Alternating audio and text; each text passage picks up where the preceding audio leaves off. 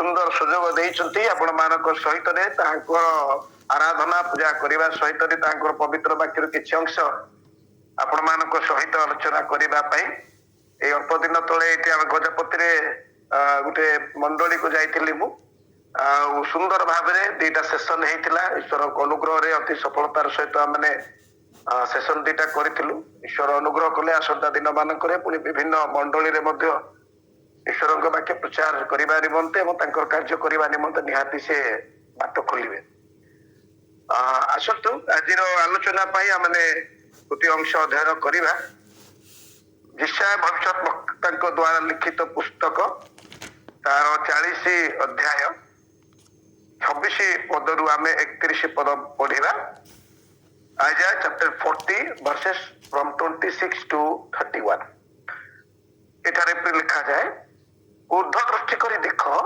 ए समस्त को किए सृष्टि करी से सैन्य समूहर न्याय संख्या अनुसार से बाहर करी आनती से समस्तर नाम धरी से डाकती पराक्रम महात्मा द्वारा और से शक्ति रे प्रबल हेबा सकाशु से गोटे अनुपस्थित हुए ना आंबर पथ सदाप्रभु ठार गुप्त और आंबर विचार आंब परमेश्वर ज्ञान अतीत हे जाकुब तुम्हें कहीं कहूछ हे इस्राएल तुम्हें किंपा यह कहूछ तुम्हें कि जान ना तुम्हें कि शुणी ना जानी ना तुम्हें कि जानी ना तुम्हें कि शुणी ना पृथ्वीर प्रांत सकल सृष्टिकर्ता अनादि अनंत परमेश्वर सदाप्रभु क्लांत हुंती ना कि श्रांत हुंती ना ताहांकर बुद्धि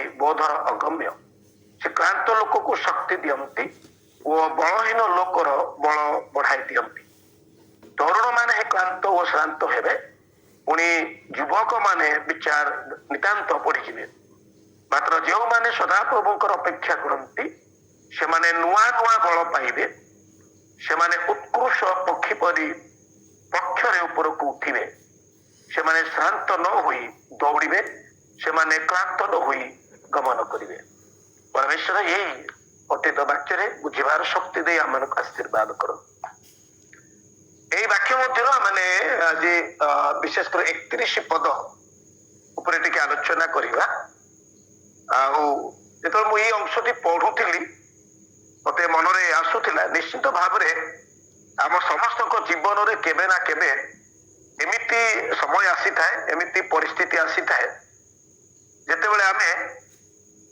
ହତୋତ୍ସାହିତ ହେଇଯାଇଥାଉ ନିରୁତ୍ସାହିତ ହୋଇଯାଇଥାଉ ବିଫଳ ହେଲା ପରି ମନେ ହୋଇଥାଏ दुर्बल है परी मन होता है we feel discouraged we feel defeated and we feel weak हमको लगे जे सब किसी समाप्त हो गला आ जीवन रे आ किछि करिवार नाही आ अनेक लोक एई परिस्थिति रे निजर जीवन को मध्य समाप्त करिबा पई पछांती नाही एई परिस्थिति आपण मानकर एवं मोर शारीरिक जीवन रे हे पारे दैट मींस फिजिकल कंडीशंस रे हे पारे मानसिक जीवन रे पारे बा मेंटल बा साइकोलॉजिकल कंडीशंस रे पारे किंबा स्पिरिचुअल जीवन रे बा आत्मिक जीवन रे मध्य हे पारे ए परिस्थिति सेतेबेले बेसी हुए विशेष कर जेतेबेले आमे हम आशा करूथबा अनुसार कोन से विषय पाई न थाउ किंबा आमे आशा करथिबा अनुसार कोन से विषय जदि आम प्रति न घटिला बा से अनुसार जदि कार्य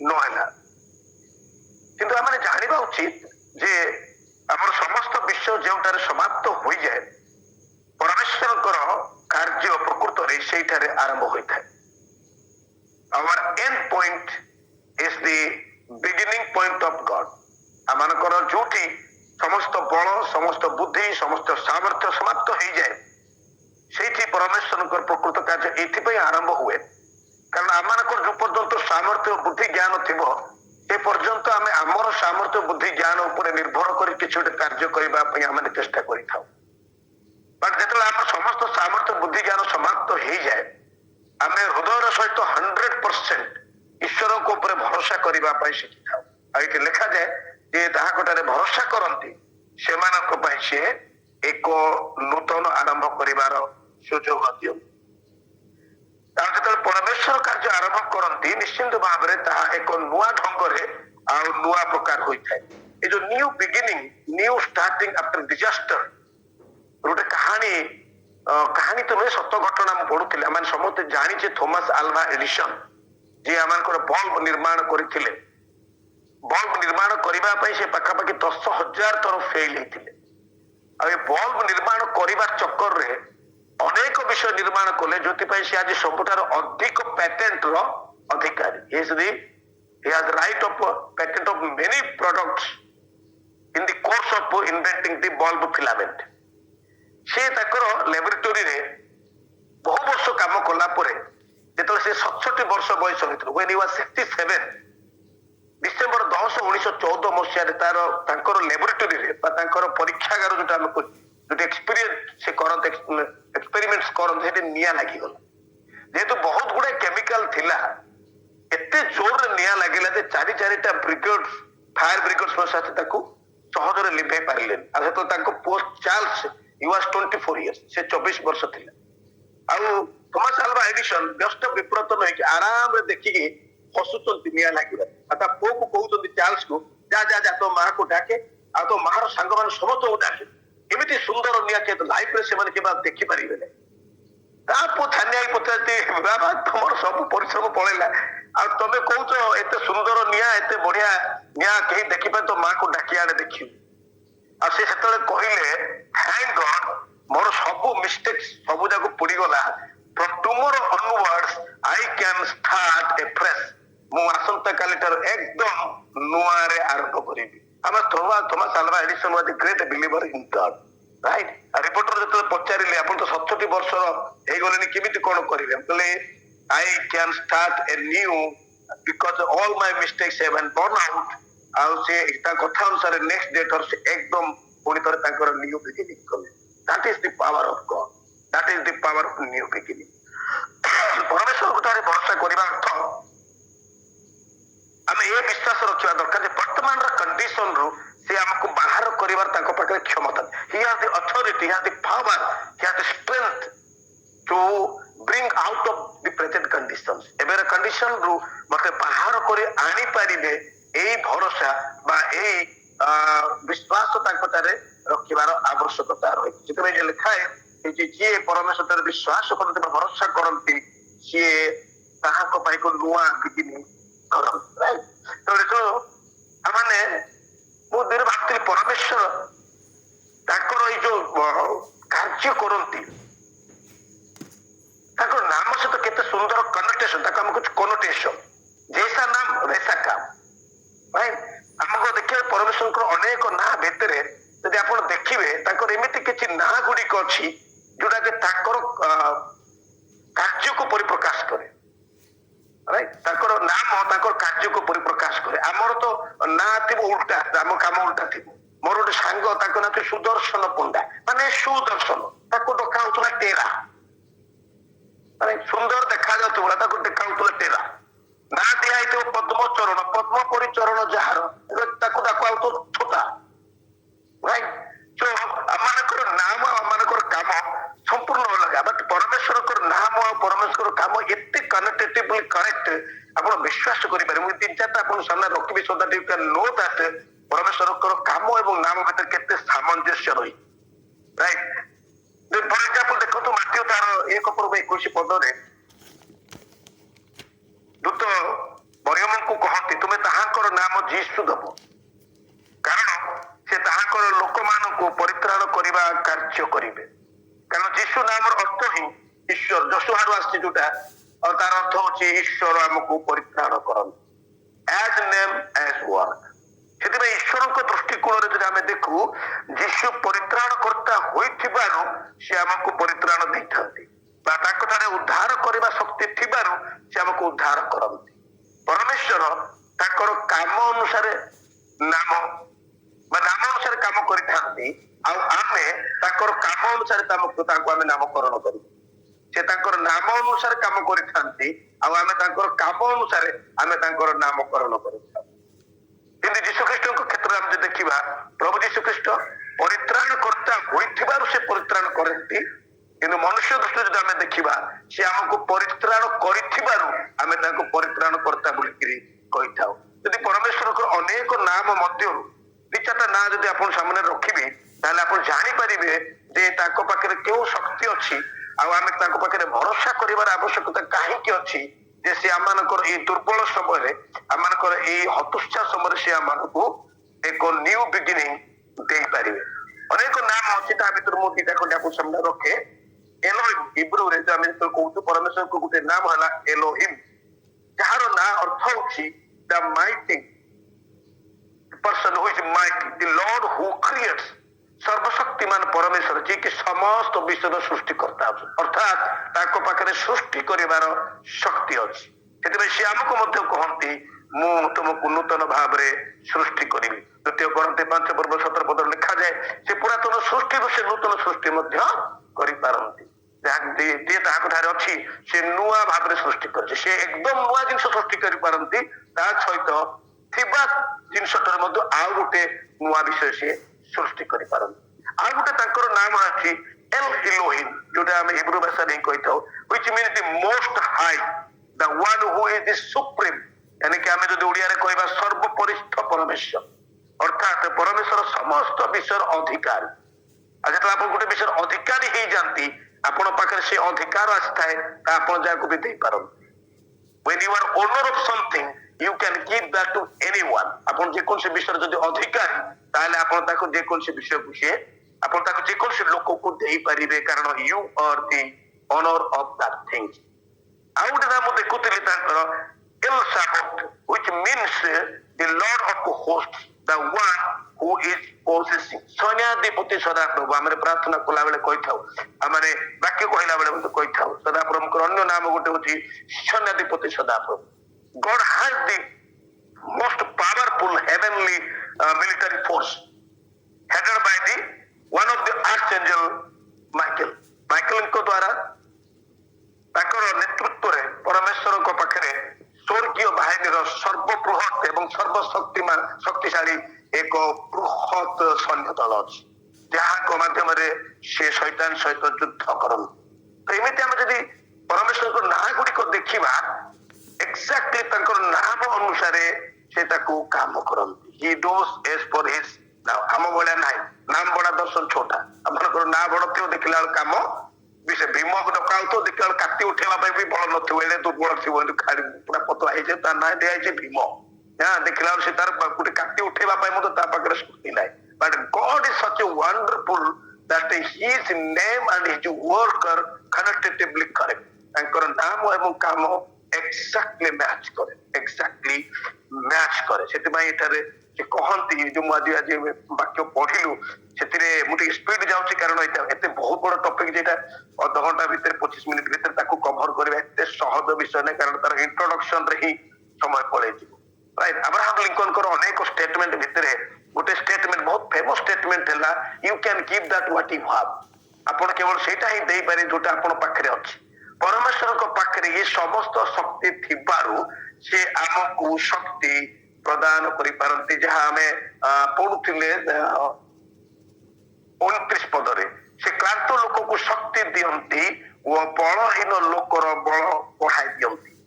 30 ପଦରେ ଲେଖାଯାଏ ତରୁଣ ମାନେ ହିଁ କ୍ଳାନ୍ତ ଓ ଶ୍ରାନ୍ତ ହେବେ, ପୁଣି ଯୁବକ ମାନେ ନିତାନ୍ତ ପଡିଯିବେ, ମାତ୍ର ଯେଉଁମାନେ ସଦାପ୍ରଭୁଙ୍କର ଅପେକ୍ଷା କରନ୍ତି ସେମାନେ ନୂଆ ନୂଆ ବଳ ପାଇବେ, ସେମାନେ ଉତ୍କର୍ଷ ପକ୍ଷୀ ପରି ଅକ୍ଷୟ ଉପରକୁ ଉଠିବେ, ସେମାନେ ଶାନ୍ତ ନ ହୋଇ ଦୌଡ଼ିବେ, ସେମାନେ କ୍ଳାନ୍ତ ନ ହୋଇ ଗମନ କରିବେ। ତ ସିଏ ଆମେ ଯେତେବେଳେ ଦୁର୍ବଳ ହେଇଯାଉ ସେ ଆମକୁ ନୂଆ ବଳ ଦିଅନ୍ତି, ଆଉ ସେ ବିଷୟରେ ସେ ଲେଖାଯାଏ ସେ ସେଥିପାଇଁ ଦିଅନ୍ତି କାରଣ ତାହାଙ୍କ ପାଖରେ ଦେବା ପାଇଁ ଶକ୍ତି ଅଛି। ଯେମିତି ଆବ୍ରାହମ ଲିଙ୍କନ କହିଲେ you can give that what you have. ପରମେଶ୍ୱରଙ୍କ ପାଖରେ ଯେହେତୁ ସମସ୍ତ ବଳ ଅଛି ସେଥିପାଇଁ ସେ ଆମମାନଙ୍କୁ ମଧ୍ୟ ବଳ ଦେଇପାରନ୍ତି। ତାର 28 ପଦରେ ଆମେ ପଢିଲୁ ପରମେଶ୍ୱର ଅନାଦି ଅନନ୍ତ ଅଟନ୍ତି, ତେଣୁ ତାଙ୍କର ସମସ୍ତ ବିଷୟ ମଧ୍ୟ ଅନାଦି ଅନନ୍ତ ଅଟେ। ଆଉ ତାକୁ ନୂତନ ନିୟମରେ ଆମେ ଦେଖୁଛୁ ଏଭ୍ରି ତାର 13 ପର୍ବ 8 ପଦରେ ଯୀଶୁଖ୍ରୀଷ୍ଟ କାଲି ଆଜି ଓ ଚିରକାଳ ସମାନ ଅଟନ୍ତି। ତାଙ୍କର ଆମର ବଳ କମି ଯାଇପାରେ, ଆମର ବୁଦ୍ଧି କମି ଯାଇପାରେ, ଆମର ଜ୍ଞାନ କମି ଯାଇପାରେ, କିନ୍ତୁ ତାହାଙ୍କର ଜ୍ଞାନ କିମ୍ବା ତାହାଙ୍କର ବଳ କିମ୍ବା ତାହାଙ୍କର ସାମର୍ଥ୍ୟ କେବେ କମ ହୁଏ ନାହିଁ। ତାଙ୍କର ଗତକାଲି ଆଜି ଏବଂ ଆସନ୍ତାକାଲି ଚିରଦିନ ହି ଇଜ ଦି ସେମ୍। ସେଥିପାଇଁ ସେ ସ୍ୱୟଂ ପରମେଶ୍ୱର, ଅର୍ଥାତ୍ ସେ ଯିଏ ଥିଲେ ସେ ଅଛନ୍ତି, ସେ ହିଁ ରହିବେ। He was, he is and he will be। ସେଥିପାଇଁ ସେ ମୂଷାକୁ ଦର୍ଶନ ଦେଲା ବେଳେ କହନ୍ତି ଯାତ୍ରା ତାର 3 ପର୍ବ 14-15 ଆମେ ଯଦି ପଢିବା, ଆମ୍ଭେ ଯେ ଅଛୁ ସେ ଅଛୁ ଆମ୍ଭେ ସ୍ୱୟଂଭୁ, ଆମ୍ଭେ ସ୍ୱୟଂଭୁ। I was, I am and I will be forever and ever। ପରମେଶ୍ୱର ସବୁବେଳେ ଥିବା ପରମେଶ୍ୱର, ଆଉ ସେ ଯେହେତୁ ଅନାଦି ଅନନ୍ତ, ତାଙ୍କର ସମସ୍ତ ଶକ୍ତି ମଧ୍ୟ ଅନାଦି ଅନନ୍ତ। ସେ ଯେତେବେଳେ ଆମକୁ ନୂଆ ବଳ ଦିଅନ୍ତି, ଯେତେବେଳେ ଆପଣ ଡିସ୍କରେଜ୍ ଅଛନ୍ତି, ଯେହେତୁ ଆମେ ପୁଣି ଥରେ ଆପଣ ଏନକରେଜ୍ ହେଇଯାଆନ୍ତି। ଅନେକ ବାଇବଲରେ ଏକ୍ସାମ୍ପଲ ଅଛି, ପିତରଙ୍କ କଥା ଅଛି, ମୂଷାଙ୍କ କଥା ଅଛି। ବାକି ମୁଁ ଏଲିଓଙ୍କ ବିଷୟରେ ପଢୁଥିଲି, ଏଲିଓ ମହାରାଜଙ୍କ ବିଷୟରେ। ଆପଣ ଯଦି ପଢିବେ ପ୍ରଥମ ରାଜା ବହି ତାର 18 ପଦରେ ସେ କର୍ମେଲ ପାହାଡରେ ଦୁଃସାହସିକ କାର୍ଯ୍ୟ କରନ୍ତି।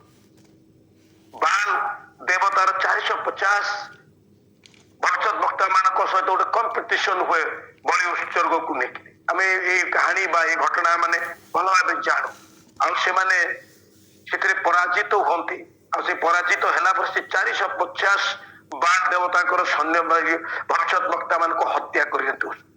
କି ପ୍ରକାର ସତ୍ସାହସ! ସେଇ ବାଲ ଦେବତା ଯାହାଙ୍କର ପୂଜକ ସେତେବେଳକୁ ରାଜା ଆହାବ ଏବଂ ତାଙ୍କର ରାଣୀ ଇସବଲ ତାଙ୍କର ପୂଜା କରୁଥିଲେ। ଯୋଉ ଦେବାଦେବୀଙ୍କୁ ରାଣୀ ଏବଂ ରାଜା ପୂଜା କରୁଛନ୍ତି, ଦେଶର ଶାସନକର୍ତ୍ତା ପୂଜା କରୁଛନ୍ତି, ତାଙ୍କର ଭବିଷ୍ୟତ ବକ୍ତା ମାନଙ୍କୁ ହତ୍ୟା କରିବା ଏତେ ସହଜ ବିଷୟ ନାହିଁ।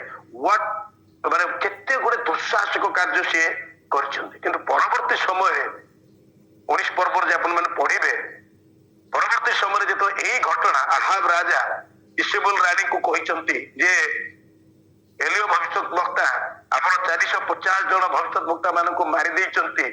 ଆଉ ଯେତେବେଳେ ଇସବଲ ପ୍ରତିଜ୍ଞା କରନ୍ତି ଯେ ଆଜି ସନ୍ଧ୍ୟା ସୁଦ୍ଧା ଏଲିଓକୁ ମୃତ୍ୟୁଦଣ୍ଡ ଦିଆଯିବ, ଏତେ ଦୁଃସାହସ କାର୍ଯ୍ୟ କରିଥିବା ବ୍ୟକ୍ତି ଆଉ ସେ ଡରି ଯାଆନ୍ତି। ସେ ଡରି ଯାଆନ୍ତି ଆଉ ସେ ସେଥିରୁ ସେ ପଳାୟନ କରନ୍ତି। ମୁଁ ପଦପର୍ବ ଭିତରକୁ ପଶୁ ନାହିଁ କାରଣ ସମୟ ନାହିଁ। ଆଉ ସେ ପଳାୟନ କରନ୍ତି। ଆଉ ଗୋଟେ ଦିନର ଯାତ୍ରା କଲା ପରେ ସେ ଗୋଟେ ରୋତମ ବୃକ୍ଷ ତଳେ ବସି ପ୍ରାର୍ଥନା କରନ୍ତି ତାଙ୍କର ମୃତ୍ୟୁ କାମନା କରିକି। ହି ୱାଣ୍ଟସ୍ ଟୁ ଡାଇ। ଏତେ ଦୁଃସାହସିକ କାର୍ଯ୍ୟ କରୁଥିଲେ, କିନ୍ତୁ ହଠାତ୍ ଆପଣ ଦେଖନ୍ତୁ ସମୟର ଚକ୍ରରେ ଟର୍ନ ଆରାଉଣ୍ଡ ହେଇକି ତା ନେକ୍ସଟ ବେଳକୁ ନେକ୍ସଟ ସମୟରେ ସେ ସାଙ୍ଗେ ସାଙ୍ଗେ ପୁଣି ବଳହୀନ ବା ଦୁର୍ବଳ ହେଇଯାଆନ୍ତି। ଆଉ ସେ ସେଠୁ ନିଜର ପ୍ରାଣ ବଞ୍ଚେଇବା ପାଇଁ ସେ ସେଠୁ ବାହାରି ଯାଆନ୍ତି। କିନ୍ତୁ ପରମେଶ୍ୱର ଖାଦ୍ୟ ଓ ଜଳ ଦେଇ ତାଙ୍କୁ ନୂତନ ବଳ ଦିଅନ୍ତି। କିନ୍ତୁ ସେ ଏତେ ବଳହୀନ ହେଇଯାଇଥିଲେ, ଏତେ ଦୁର୍ବଳ ହେଇଯାଇଥିଲେ, ଏତେ ଡରି ଯାଇଥିଲେ ଯେ ସେ ପ୍ରଥମ ଥର ଖାଇଲା ପିଇଲା ପରେ ସେ ଆଉ ଯାଇନାହାନ୍ତି, ପୁଣି ଥରେ ଶୋଇ ପଡିଛନ୍ତି। ପରମେଶ୍ୱର ତାଙ୍କୁ ଦ୍ୱିତୀୟ ବାର ପୁଣି ଥରେ ଖାଇବାକୁ ଦେଲେ, ଦ୍ୱିତୀୟ ବାର ତାଙ୍କୁ ପିଇବାକୁ ଦେଲେ। ତାପରେ ସେ ପୁଣି ବଳବାନ ହେଲେ। ଆଉ ଆପଣ ଯଦି ପଢିବେ ତାହେଲେ ପ୍ରଥମ ରାଜା ବହି ତାର 19:7-8 ପଦ ଆପଣ ପଢିବେ। ସେ ଥରେ ସେକେଣ୍ଡ ଟାଇମ ଖାଇବାକୁ ଦେଲା ପରେ ସେ 40 ଦିନ ଏବଂ 40 ରାତ୍ର ଏକାଥରେ ଗମନ କଲେ। That is the power of God। ଆମେ ଯଦି ସକାଳୁ ଖାଇଲେ ସନ୍ଧ୍ୟାବେଳେ ନ ଖାଇଲେ ପୁଣି ଭୋକ ଲାଗୁଛି, କିନ୍ତୁ ପରମେଶ୍ୱର ଏମିତିଆ ଖାଦ୍ୟ ଦେଲେ ଯେ ସେ ଥରେ ଖାଇଲା ପରେ 40 ଦିନ ଏବଂ 40 ରାତ୍ର ଏକାଥରେ ଚାଲି ହରେ ପାହାଡରେ ସେ ପହଞ୍ଚିବ। That is the power of God। ଯେତେବେଳେ ସେ ଆପଣଙ୍କୁ ନୂଆ ନୂଆ ବଳ ଦିଅନ୍ତି, ସେ ତାଙ୍କର ବଳ ଦିଅନ୍ତି, ଆପଣଙ୍କର ବଳ ଦିଅନ୍ତି ନାହିଁ। ଆପଣଙ୍କ ବଳ ନିଶ୍ଚିନ୍ତ ଭାବରେ ଆଜି ନହେଲେ ଖାଲି ହେଇଯିବ। ଲେଖାଯିବ ଯୁବକ ମାନଙ୍କର ମଧ୍ୟ ବଳ କମିଯିବ। ବୟସ ହେଲେ ତ ବଳ କମିବ। ଆମେ ନର୍ମାଲି ଯୁବକ ପର୍ଯ୍ୟନ୍ତ ଆମେ ନିଜକୁ ବଳବାନ ମନେ କରିଥାଉ। ଯେତେବେଳେ ଆମ ବୟସ ବଢିଯାଏ ଟିକେ ଆମେ ଶାରୀରିକ ଭାବରେ ଦୁର୍ବଳ ହେଇଥାଉ। ଆଉ ଯେତେବେଳେ ପୁରା 80 ବର୍ଷ ପାଖାପାଖି ହେଇଯାଉ ନିଶ୍ଚିନ୍ତ ଭାବରେ ଦୁର୍ବଳ, ଆହୁରି ଆମେ ଦୁର୍ବଳ ମନେ କରୁ। କିନ୍ତୁ ପରମେଶ୍ୱର ଏଠି ଯେତେବେଳେ ନିଜର ବଳ ଦିଅନ୍ତି, when he gives his own strength, when he gives his own power, ତାହେଲେ ଆପଣଙ୍କୁ ଆଉ ଥକ୍କା ଲାଗିବନି, ଆପଣ ଆଉ ଶାନ୍ତ ହେବେନି, ଆପଣ ଆଉ କ୍ଳାନ୍ତ ହେବେନି। ଆପଣଙ୍କର କଣ୍ଟିନ୍ୟୁସଲି କାମ କରିବା ପାଇଁ ଆପଣ ମାନେ ବଳ ପାଇପାରିବେ। ତେଣୁ 30 ପଦରେ ଲେଖାଯାଏ ଯେଉଁମାନେ ତାଙ୍କ ଠାରେ ଭରସା କରନ୍ତି ସେମାନଙ୍କୁ ସେ ଉତ୍କୃଷ୍ଟ ପକ୍ଷୀ ପରି ନୂଆ ନୂଆ ବଳ ଦେବେ, ଆଉ ଉତ୍କୃଷ୍ଟ ପକ୍ଷୀ ପରି ଉପରକୁ ଉଠିବେ। ପଢିଦେବି। ମାତ୍ର ଯେଉଁମାନେ ସଦାପ୍ରଭୁଙ୍କର ଅପେକ୍ଷା କରନ୍ତି ସେମାନେ ନୂଆ ନୂଆ ବଳ ପାଇବେ, ସେମାନେ ଉତ୍କୃଷ୍ଟ ପକ୍ଷୀ ପରି ପକ୍ଷରେ ଉପରକୁ ଉଠିବେ, ସେମାନେ ଶ୍ରାନ୍ତ ନ ହୋଇ ଦୌଡ଼ିବେ, ସେମାନେ କ୍ଳାନ୍ତ ନ ହୋଇ ଗମନ କରିବେ। ଭକ୍ତ ଦାଉଦ ମଧ୍ୟ ଗୀତ ସଂହିତା ତାର 103-5 ପଦରେ କହନ୍ତି, ସେ ଉତ୍ତମ ବସ୍ତୁରେ ତୁମ୍ଭର ମୁଖ ତୃପ୍ତ କରନ୍ତି, ତହୁଁ ଉତ୍କୃଷ୍ଟ ପକ୍ଷୀ ନ୍ୟାୟ ତୁମ୍ଭର ନୂତନ ଯୌବନ ହୁଏ। ଉତ୍କୃଷ୍ଟ ପକ୍ଷୀ ମାନେ ଇଂରାଜୀରେ ତାକୁ ଆମେ ଇଗଲ କହୁ, ରାଇଟ୍? ଇଗଲ କାହିଁକି ବାଇବେଲରେ ଇଗଲ ଗୋଟେ ଏମିତି ଯଦି ଦେଖିବା ତାହେଲେ ଗୋଟେ ଅଶୁଚି ପକ୍ଷୀ, ସେଇଟା ଖାଇବା ଉପଯୁକ୍ତ ନୁହେଁ ଯଦି ଲେବି ପୁସ୍ତକ ଅନୁସାରେ ଦେଖିଲେ, ତାହେଲେ ବାଇବେଲରେ ଉତ୍କୃଷ୍ଟ ପକ୍ଷୀ ବା ଇଗଲ ବିଷୟରେ କାହିଁକି ଭକ୍ତ ଦାଉଦ ଏବଂ ଏଥିରେ ଇଶାୟା ଭବିଷ୍ୟତ ବକ୍ତା ଆମକୁ ତା ବିଷୟରେ କାହିଁକି କହନ୍ତି, କଣ ତା ପାଖରେ ଗୁଣ ଅଛି?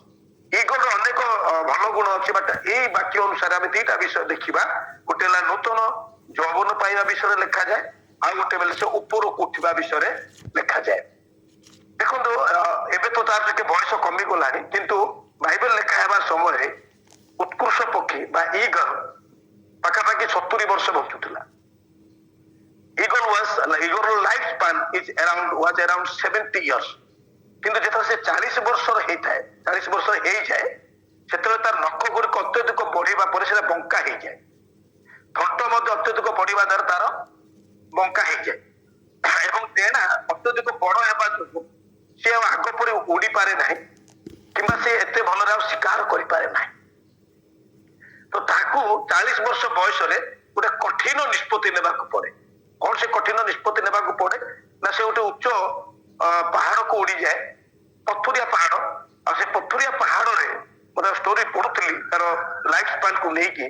ସେ କଣ କରେ ନା ପ୍ରଥମେ ନିଜର ଥଣ୍ଟରେ ନିଜର ଡେଣା ଗୁଡିକ ଛିଡେଇ ସବୁ ବାହାର ପର ଗୁଡାକ ବାହାର କରିଦିଏ।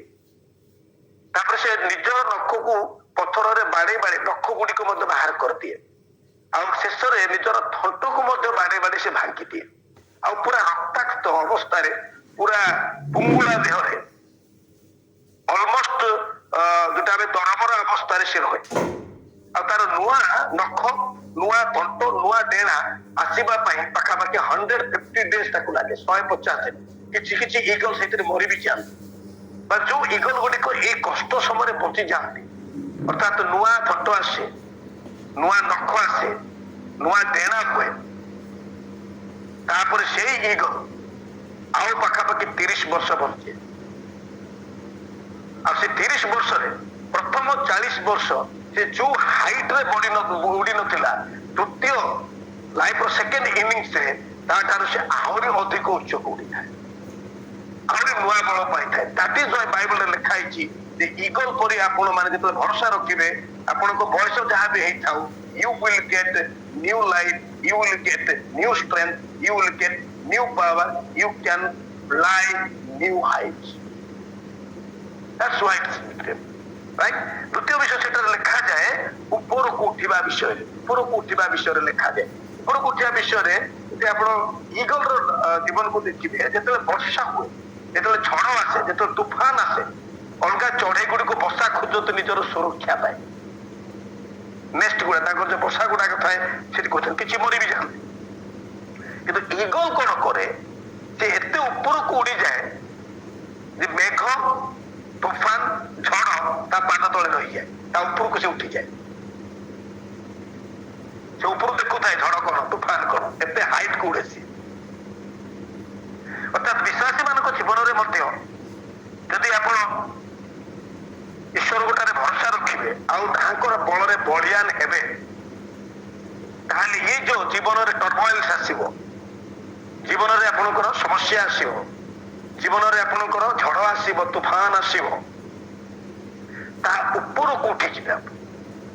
ସମସ୍ତ ଝଡ଼, ସମସ୍ତ ତୁଫାନ, ସମସ୍ତ ସମସ୍ୟା ଆପଣଙ୍କ ପଦଦଳିତ ହେଇଯିବ, ଆପଣଙ୍କ ପାଦ ତଳେ ରହିଯିବ।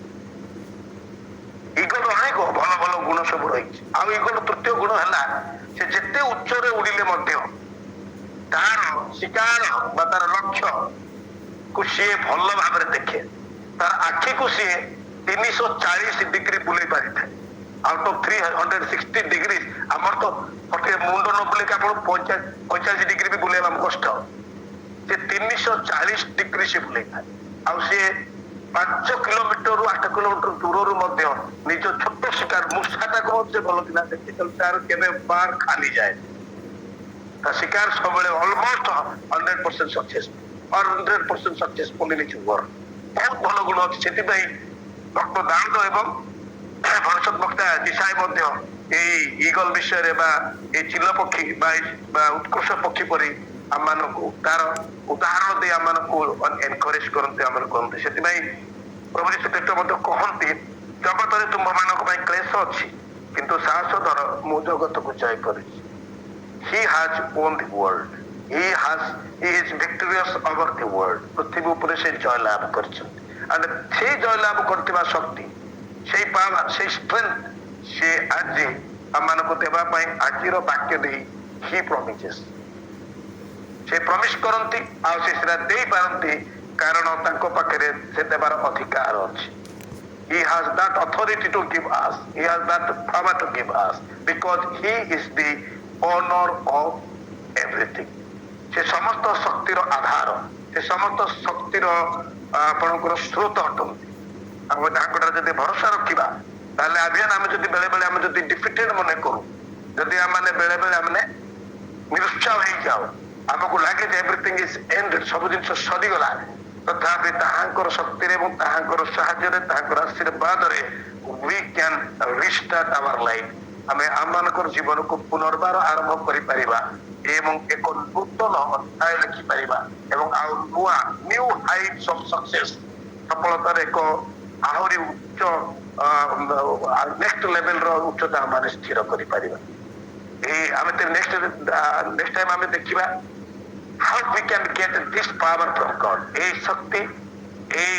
এনার্জি এই পাওয়ার ଆମେ ଈଶ୍ୱରଙ୍କ ଠାରୁ କେମିତି ପ୍ରାପ୍ତ ହେଇପାରିବ ଆଜି ଗୋଟେ ସାଇଡ୍ ଆମେ ଦେଖିଲେ ଈଶ୍ୱର ସର୍ବଶକ୍ତିମାନ ଈଶ୍ୱର ତାଙ୍କର ଶକ୍ତି ଆମମାନଙ୍କୁ ଦେଇପାରନ୍ତି ତାଙ୍କର ଶକ୍ତି ପାଇଲେ ଆମମାନେ ଜୀବନରେ ନୂଆ ଷ୍ଟାର୍ଟ କରିବା ନ୍ୟୁ ବିଗିନିଂ କରିପାରିବା ଏବଂ ନୂଆ ସଫଳତାର ନୂଆ ଉଚ୍ଚତା ଆମେ ଛୁଇଁପାରିବା but how to get that energy how to get that strength how to get that power ପରମେଶ୍ୱରଙ୍କ ସେ ଶକ୍ତି ସେ ସାମର୍ଥ୍ୟ ଆମେ କେମିତି ପାଇପାରିବା ଆମେ ପରମେଶ୍ୱର ଯଦି ଆଶା କରିବେ ଆଶୀର୍ବାଦ କରିବେ ତାହେଲେ ଆସନ୍ତା ଦିନ ମାନଙ୍କରେ ଆମେ ସେ ବିଷୟରେ ମଧ୍ୟ ଆଲୋଚନା କରିବା ଏ ଅଳ୍ପ ଶିକ୍ଷାରେ ବୁଝିବାର ଶକ୍ତି ପରମେଶ୍ୱର ଆମ ସମସ୍ତଙ୍କୁ ଆଶୀର୍ବାଦ କରୁ ସମସ୍ତଙ୍କୁ ନମସ୍କାର।